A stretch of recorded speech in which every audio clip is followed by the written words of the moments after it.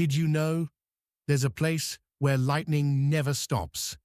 Over Lake Maracaibo in Venezuela, an incredible natural phenomenon called Catatumbo lightning produces thousands of lightning strikes per night.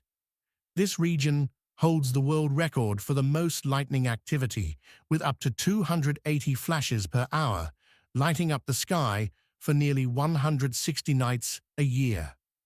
What causes this endless storm?